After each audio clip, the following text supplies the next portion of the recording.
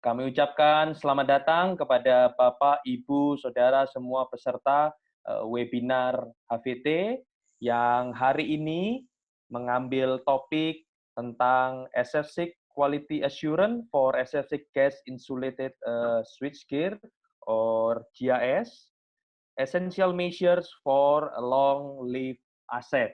Bagaimana GIS yang kita miliki sebagai aset kita, baik di utility atau di manufaktur, bisa memiliki long live, usia yang panjang, apa saja essential measure atau tindakan-tindakan yang penting yang perlu diperhatikan selama instalasi, commissioning, sampai dengan testing, sehingga bisa menjamin keberlangsungan aset dalam jangka yang panjang.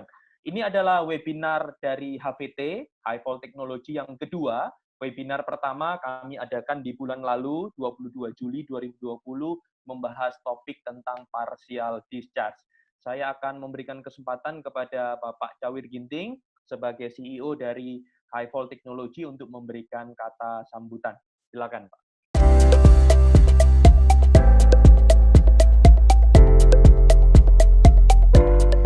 Selamat siang, salam sejahtera buat Bapak Ibu yang kami hormati. Terima kasih sudah meluangkan waktu untuk mengikuti HVT webinar pada siang ini. HVT webinar adalah webinar yang diselenggarakan oleh PT High Volt Technology. Tujuan kami adalah untuk sharing pengetahuan dan sharing pengalaman dalam berbagai hal yang berhubungan dengan kehidupan kita sehari-hari dalam profesi kita. Hari ini topik yang kami angkat adalah salah satu yang penting mengenai Site Quality Assurance terhadap GIS. Sebagus apapun merek maupun produk yang kita beli, tanpa pengujian yang baik akan sangat menentukan keberhasilan daripada aset yang kita beli, yang kita gunakan. Oleh sebab itu, kami mengangkat pada hari ini bahwa Site Quality Assurance adalah ujung tombak sebelum peralatan tersebut dioperasikan. Ada banyak hal yang akan bisa kita temukan, apakah kesalahan dalam perjalanan dari pabrik ke site maupun dalam masa-masa pemasangan. Itu sebabnya Site Quality Assurance ataupun pengujian setelah pemasangan dari peralatan-peralatan GIS sangat vital, sangat penting bagi kita, khususnya PLN yang dalam hal ini banyak memiliki aset GIS. Dan sore ini kita akan membahas salah satu pengujian yang paling penting, yaitu pengujian tentang tegangan tinggi dan yang dikombinasikan dengan pengujian partial discharge. Narasumber kita hari ini adalah orang-orang yang menghabiskan banyak waktunya dalam bidang GIS. Teman saya Markus Smith, sampai dia pensiun, dia menghabiskan lebih dari 40 tahun dalam bidang GIS. Teman saya Pak Vicky juga lebih dari 25 tahun bersama dengan Pak Parlin. Bertiga teman saya ini telah banyak melakukan pekerjaan di berbagai negara di belahan bumi ini. Jadi kita akan banyak melihat bagaimana hal-hal yang banyak dilakukan di luar Indonesia maupun yang ada di Indonesia. Kami berharap agar sharing knowledge, sharing pengetahuan kita pada hari ini boleh berguna kepada kita, khususnya teman-teman yang setiap hari menggeluti baik dalam proyek pembangunan maupun teman-teman di PLN yang terlibat dalam pengoperasian daripada GIS kita. Saya mengucapkan selamat mengikuti webinar. Salam sehat buat kita semua. Terima kasih Pak Cawir buat kata sambutan dan sekaligus pembukaan. Tanpa berlama-lama, saya akan memperkenalkan hari ini kita akan mendengarkan pemaparan dari 3 orang pembicara yang luar biasa. Kalau saya bisa gunakan bahasa hari ini, bahasa zaman now, 3 pembicara ini bukan kaleng-kaleng. 2 memang produk lokal, sudah ada label SNI-nya, yang 1 memang masih impor. Jadi kira-kira kandungan dalam negerinya masih banyak ya, 2/3 dari lokal. Tetapi secara experience, secara kemampuan, knowledge, dan pengalaman, sekali lagi ini bukan kaleng-kaleng. Yang pertama saya perkenalkan pembicara nanti yang akan menyampaikan di urutan pertama adalah Bapak Vicky Kalalo. Beliau adalah expertise and specialized in JS service, installation, testing, commissioning, HV test on-site, maintenance, and troubleshooting. 25 years experience in GIS field. Sudah 25 tahun berpengalaman di GIS, sudah mengerjakan atau menginstalasi, memasang lebih dari 500 by GIS di lebih dari 30 negara. Beliau juga certified di pengujian tegangan tinggi dan partial discharge. Pembicara yang kedua, juga dari Indonesia, Bapak Parlin Helius Marbun, berpengalaman lebih dari 25 tahun di expertise GIS dan site management, certified expertise on HV testing on site for HV apparatus. Beliau juga certified di HV test dan PD, juga memanage quality assurance dan HSE atau safety untuk substation construction. Dan pembicara tamu yang dari jauh, dari Switzerland, we welcome Mr. Markus Mitz from Switzerland. Markus Mitz memiliki pengalaman 43 tahun, pengalaman di bidang power sector. Dari 43 tahun, 40 tahunnya fokus di bidang GIS. Kemudian dia adalah expertise di bidang GIS teknologi, installation, testing, dan services. Beliau juga expert di bidang pengujian tegangan tinggi dan PD untuk GIS, dan bekerja sebagai GIS Product Support Manager di salah satu pabrikan GIS yang besar di Switzerland. Tanpa memperpanjang lagi waktu, saya berikan kesempatan pertama kepada Bapak Vicky Kalalo untuk memberikan presentasinya. Silakan.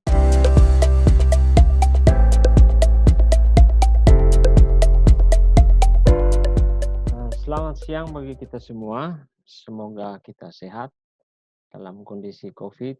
Kadang-kadang psikologi yang membuat kita sendiri tidak nyaman. Baiklah, kami akan membagikan sedikit pengalaman di expertise di bidang yang kami geluti dari tahun 2004 sampai saat ini. Pengalaman-pengalaman yang kami dapat secara global, bukan hanya di Indonesia saja, tapi ada beberapa negara yang sudah kami lakukan pekerjaan-pekerjaan expertise ini, sehingga dengan pengalaman yang kami punya, kami ingin sekali berbagi ilmu dan pengalaman kami untuk membangun utility yang ada di Indonesia. Dalam kesempatan kali ini, ada 3 tahapan yang akan kami bagikan untuk proses pembangunan GIS. Pertama adalah pemasangan atau instalasi, kedua testing dan commissioning, dan ketiga adalah HV test dan PD dan agnostic test. Saya akan memulai dengan instalasi. Ketiga tahapan di atas, saya lanjut, dilakukan secara prosedural dan benar akan memberikan dampak yang signifikan pada kelanjutan fungsi dari gardu, dan tentu secara aset manajemen akan sangat diuntungkan. Adapun poin-poin yang akan disampaikan, agenda kita untuk instalasi ini adalah definisi GIS, konstruksi GIS, konfigurasi GIS, GIS komponen, GIL dan GIB, instalasi GIS, dan hal-hal yang paling penting adalah proses cleaning pada saat instalasi, dan yang terakhir adalah kesimpulan. Baiklah, kita akan mulai dengan definisi GIS. Menurut IEEE, gas insulated switchgear itu adalah komponen yang kompak yang dilengkapi oleh peralatan seperti circuit breaker, disconnector, earthing switch, CTVT yang terlindung dalam encapsulated metal, dan media isolasinya adalah SF6.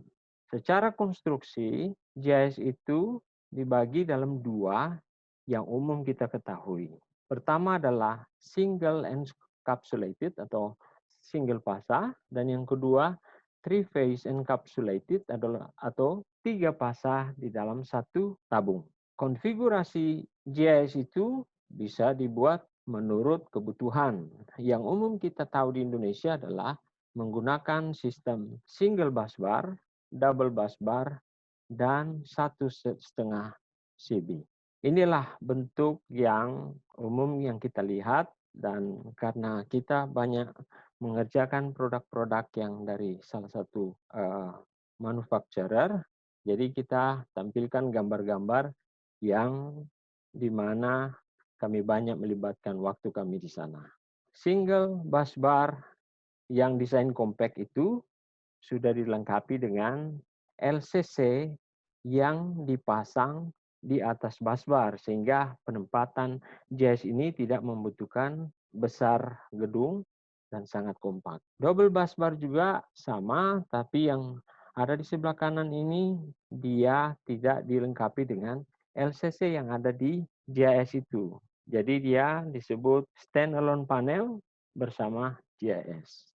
Konfigurasi yang ketiga adalah 1,5 CB yang beberapa arrangement ada di PLN yang kita tahu, dan seperti ini gambarannya.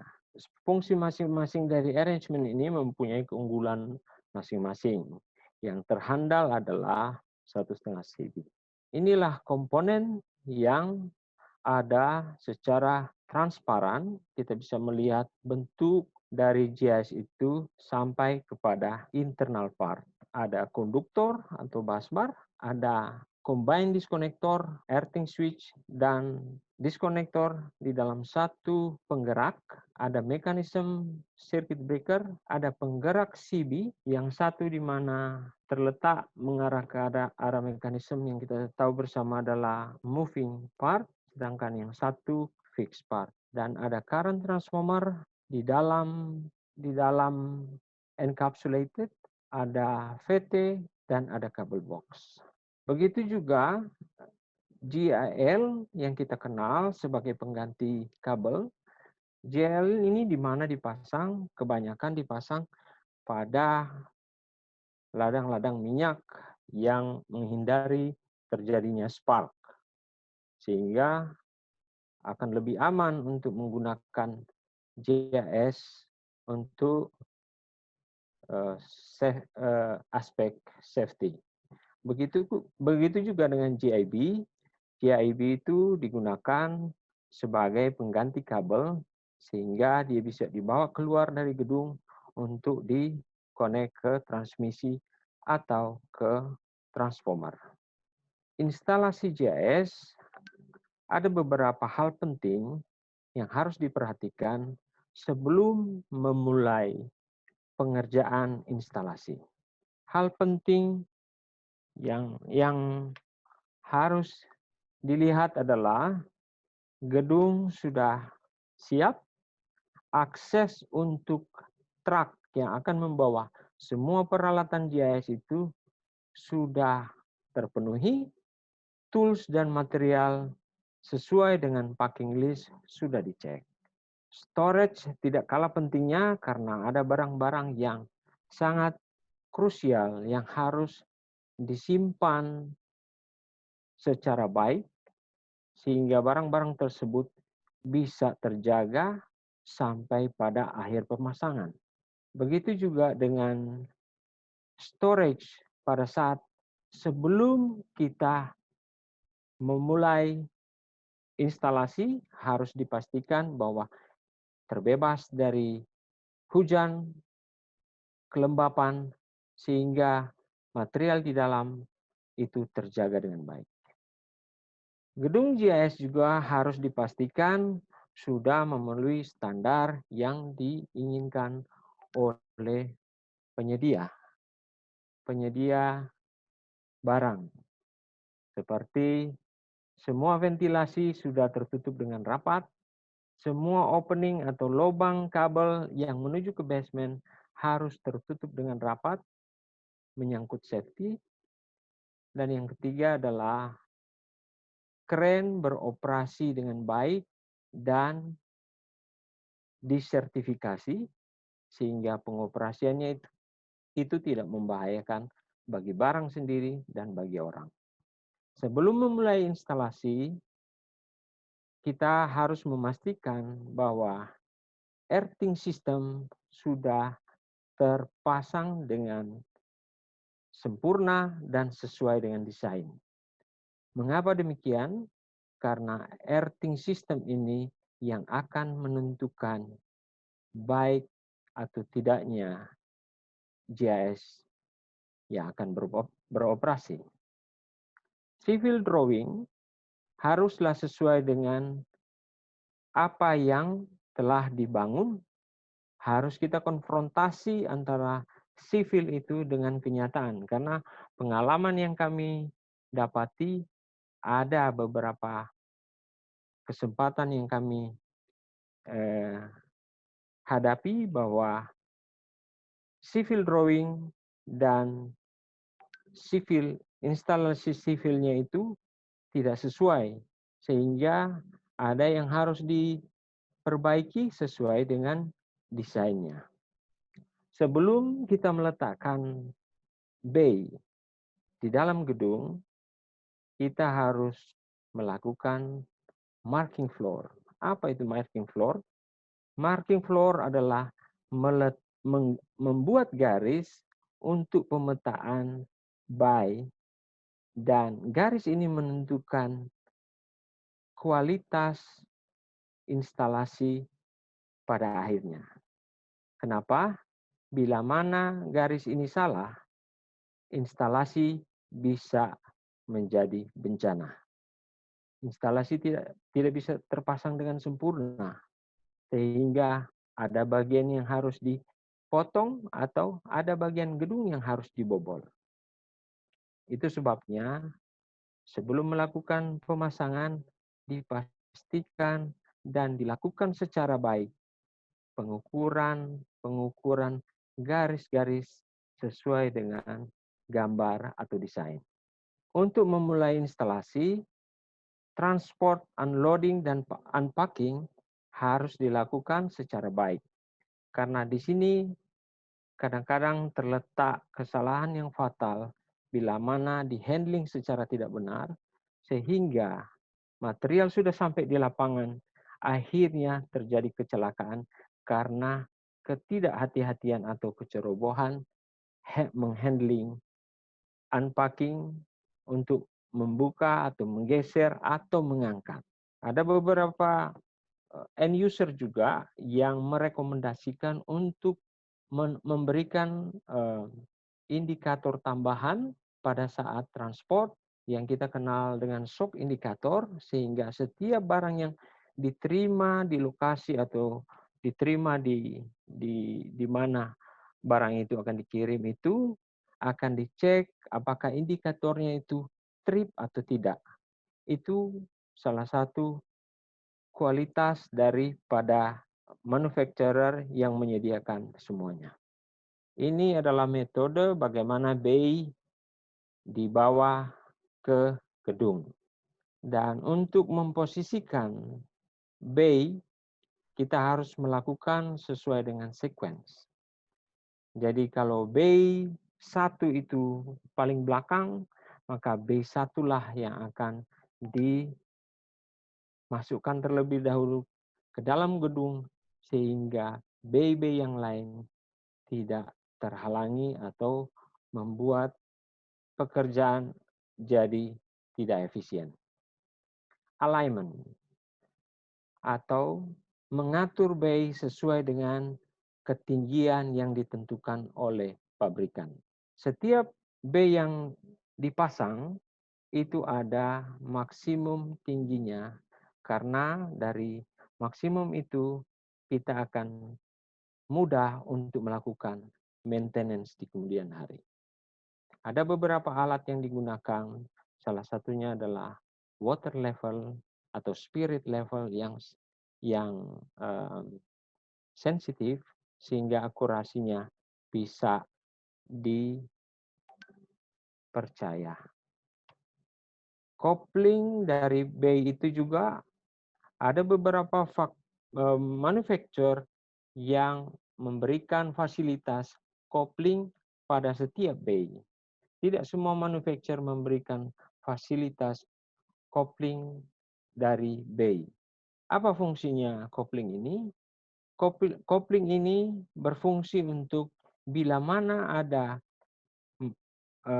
masalah atau trouble, kegagalan operasi di bay yang ada di tengah, bay tersebut dengan mudah dievakuasi, di-repair atau diganti dengan baru, tentu dengan tipe yang sama. Itulah fungsi dari kopling bay. Setelah instalasi selesai, kita melakukan proses evakuasi atau vakum, dan vakum juga melihat dari berapa besar volumenya dan berapa besar kapasitas vakum mesinnya.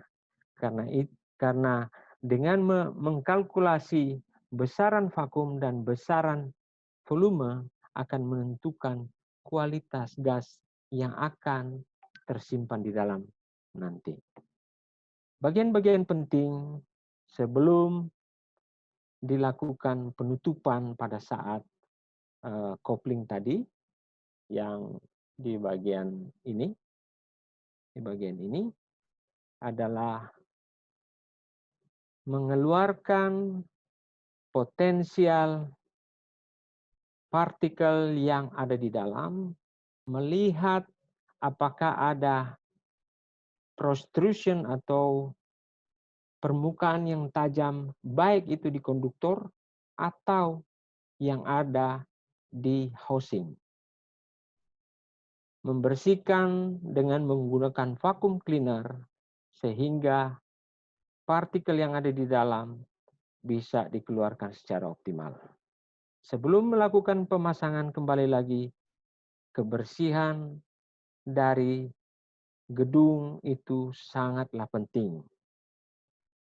Karena untuk pemasangan GIS semua harus steril. Untuk menghindari dari pekerjaan-pekerjaan yang memberikan sparking daripada mesin seperti bor, grinding mesin, itu harus dihindarkan.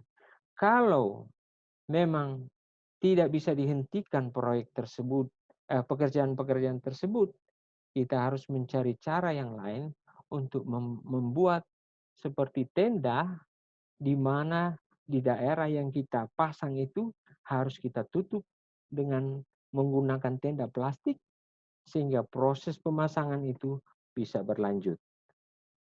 Untuk pemasangan harus menggunakan pakaian yang direkomendasikan oleh pabrik. Pakaian tangan panjang, topi. Kenapa kita harus pakai topi? Karena rambut pun bisa berakibat fatal pada saat rambut tertinggal di dalam. Semua harus bebas dari debu, partikel, foreign material, atau kotor yang bisa memungkinkan itu tertinggal di dalam kompartemen yang akan dipasang. Ini proses salah satu contoh bagaimana membersihkan GIS menggunakan vacuum cleaner. Setelah itu menggunakan alkohol untuk membersihkan permukaan-permukaan yang mungkin bisa tertinggal di sana pada saat manufacturing di pabrik, atau mungkin pada saat membuka plastik tertinggal di flange tersebut. Kesimpulannya, GIS bisa dibuat dengan 3 fase atau single fase. Secara umum, GIS itu terbagi 3, yaitu double busbar, single busbar, atau 1,5 CB. Itu yang umum di Indonesia, tetapi di negara lain itu bahkan ada sampai 3 busbar, ada yang menggunakan double CB, dan sebagainya. cleaning adalah salah satu hal yang paling penting dalam melaksanakan pekerjaan instalasi untuk meminimalisasi masalah di kemudian hari. Saya rasa demikian, Pak Victor. Baik, terima kasih Pak Vicky. Kita akan segera masuk ke pembicara kedua, yaitu Bapak Parlin Helius Marbun.